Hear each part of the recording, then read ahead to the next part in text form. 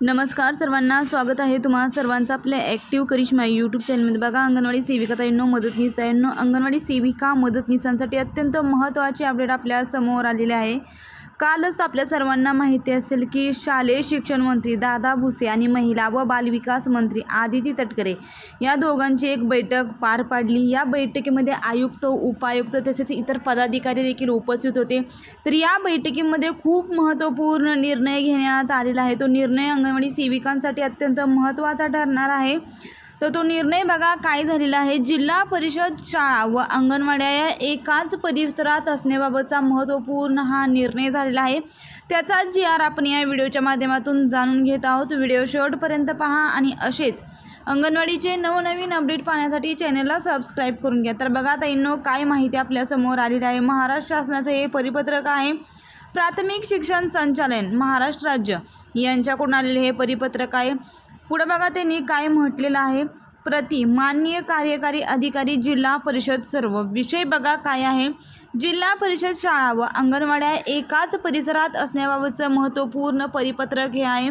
दिनांक तुम्ही याची पाहू शकताय 15/5/2026 म्हणजे 15 मे 2026 हे परिपत्रक आहे। विषय आपण पाहिलेला आहे। जिल्हा परिषद शाळा व अंगणवाड्या आता या एकाच परिसरात असणे अनिवार्य करण्यात आलेलं आहे। याच्या अगोदर देखील आपण असेच 3 ते 4 परिपत्रक पाहिले होते। त्यावेळेसुद्धा अंगणवाडी आणि जिल्हा परिषद शाळेचे एकत्रितकरण झालं, परंतु आता सक्तीचा आदेशच काढण्यात आलेला आहे की प्रत्येक जिल्हा परिषद शाळेच्या आवारामध्ये एक अंगणवाडी असावीच। त्यामुळे ज्या अंगणवाड्या जिल्हा परिषदेच्या एरियाच्या बाहेर आहेत त्यांना आता आपल्या अंगणवाडी जिल्हा परिषदेच्या आवारातच भरवावी लागणार आहे। पुढे बघा काय म्हटलेलं आहे। महोदय, बालकांचा मोफत व सक्तीच्या शिक्षणाचा अधिकार अधिनियम 2009 नुसार 6 ते 14 वर्ष वयोगटातील सर्व बालकांना मोफत व सक्तीचे शिक्षण देण्याची वैधानिक जबाबदारी राज्य शासन व स्थानिक स्वराज्य संस्थांची आहे। तसेच राष्ट्रीय शैक्षणिक धोरण 2020 NEP 2020 मधील तरतुदीनुसार भविष्यात पूर्व प्राथमिकचे वर्ग प्राथमिक शाळांना जोडावे लागतील।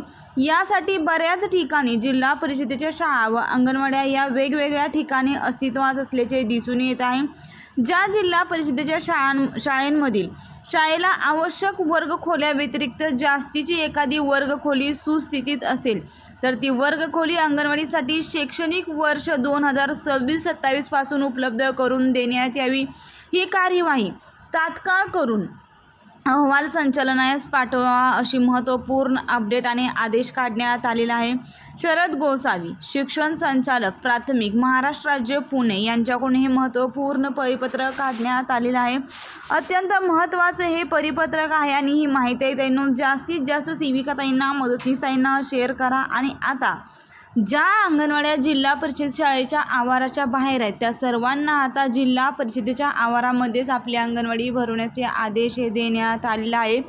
16 जूनपर्यंत याची कार्यवाही पूर्ण करावी अशी अपडेट आपल्या समोर आलेली आहे। अत्यंत महत्त्वाची ही माहिती आहे। जास्तीत जास्त सेविका ताईंना, मदतनीस ताईंना शेअर करा आणि असेच अंगणवाडीचे आणि पोषण ट्रॅकरचे नवनवीन अपडेट्स आणि माहिती पाहण्यासाठी तुम्ही आजच आपल्या चॅनलला सबस्क्राईब करून घ्या। व्हिडिओ महत्त्वाचा आहे, व्हिडिओसाठी एक लाईक नक्कीच करा। धन्यवाद।